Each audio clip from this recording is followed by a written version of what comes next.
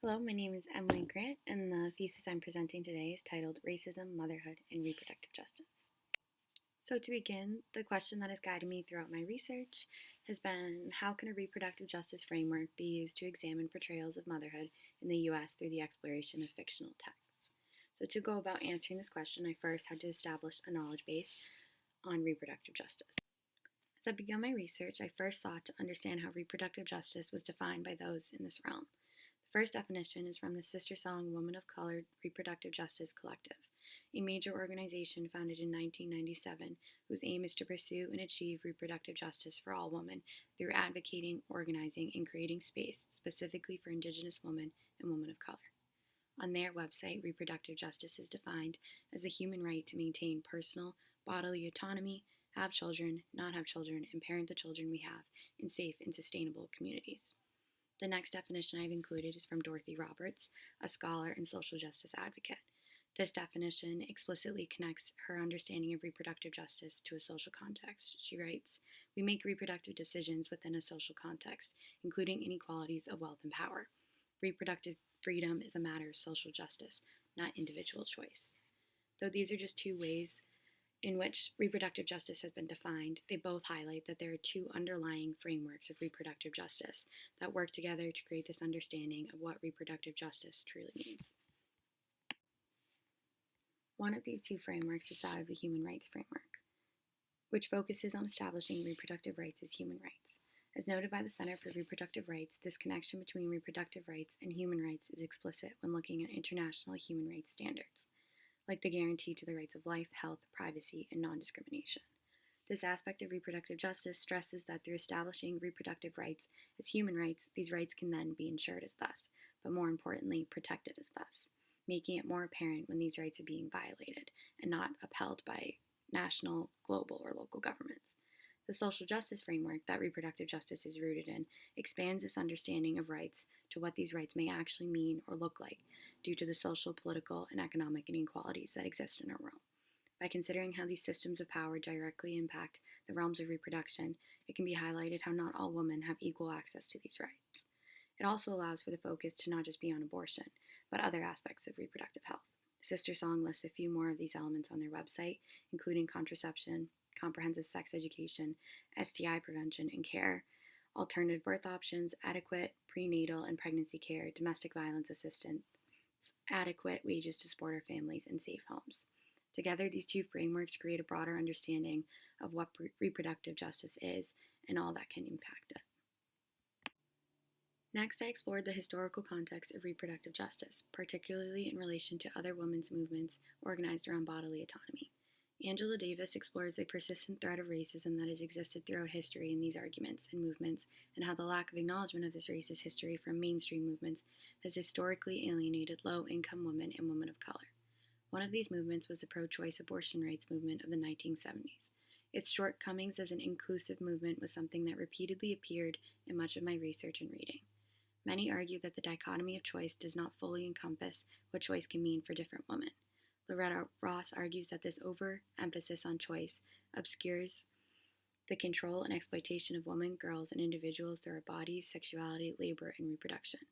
This mainstream movement additionally did little to acknowledge events happening in the time period that disproportionately targeted these women. One such example is the lack of contestation of the Hyde Amendment, which when passed in 1977 stopped any federal funding for abortions aside from extenuating circumstances. Abortion became largely inaccessible due to the passing of this amendment, leaving the most accessible alternative as the free sterilizations provided and funded by the Department of Health, Education, and Welfare. Forced sterilizations were also still occurring at an alarmingly high rate, whether through methods of coercion or misrepresentation.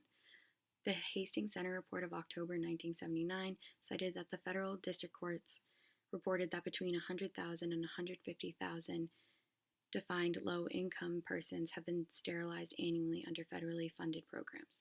This examination of the context from which reproductive justice is from reveals the purpose of reproductive justice, a movement that seeks to create a space for women who have been historically and continuously failed by exclusive mainstream movements that do not acknowledge the social conditions reproductive choices are bound to.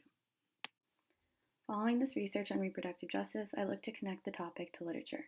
As an English major, I've always valued what literature, especially fictional texts, can show us and can teach us, but also can connect us across stories, time, space, and places.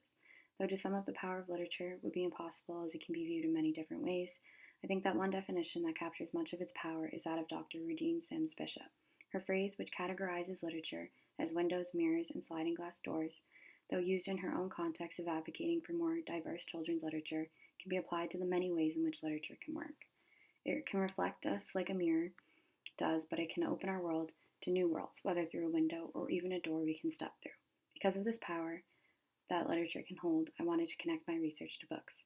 Specifically, I focused on fictional texts about women and motherhood written by women, especially ones written during the 70s, 80s, and 90s when the focus on bodily autonomy of women in terms of their reproduction was taking its many shapes and forms. Through a lens rooted in reproductive justice, I aim to examine these novels and their portrayals of motherhood. One of the books I have read is Woman on the Edge of Time by Marge Piercy, published in 1976. This science fiction book tells the story of Connie, a Mexican-American woman living in New York. Her present time situates her in a mental hospital she doesn't belong. However, through the flashbacks of Connie's life, most notably her experiences as a mother, as well as her visits to the future society of Mattapoisett, a distinct portrait of what it means to be a mother is painted by Piercy. To highlight one such moment, I have selected a quote from Connie as she reflects on her motherhood in general. It hit her that having a baby was a crime, that maybe those bastards who had spayed her for practice for fun had been right, that she had born herself all over again, and it was a crime to be born poor as it was a crime to be born brown. She had caused a new woman to grow where she had grown, and that was a crime. In this instance, Piercy explicitly ties Connie's mothering to her social context, one that is largely defined by the poverty Connie describes throughout the book.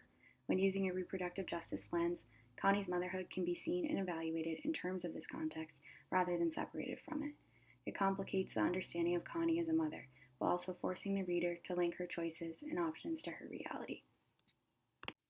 In addition to Woman on the Edge of Time, I have read 3 other novels, but for the purpose of this presentation, we'll not be going into their specific details. These books include Alice Walker's The Color Purple, published in 1982, The Handmaid's Tale by Margaret Atwood, published in 1985, and Beloved by Toni Morrison, published in 1987. Though all of these books tell very different stories during different times, they each are filled with portrayals and descriptions of motherhood set in the U.S. Through examining the portrayals of motherhood in these books with a reproductive justice lens, the characters and their distinct motherhoods can be understood and tied to the social context and realities they exist in. Hopefully, too, these readings will potentially expand definitions of what it means to be a mother, while highlighting both the power of literature and also of reproductive justice. Thank you for listening.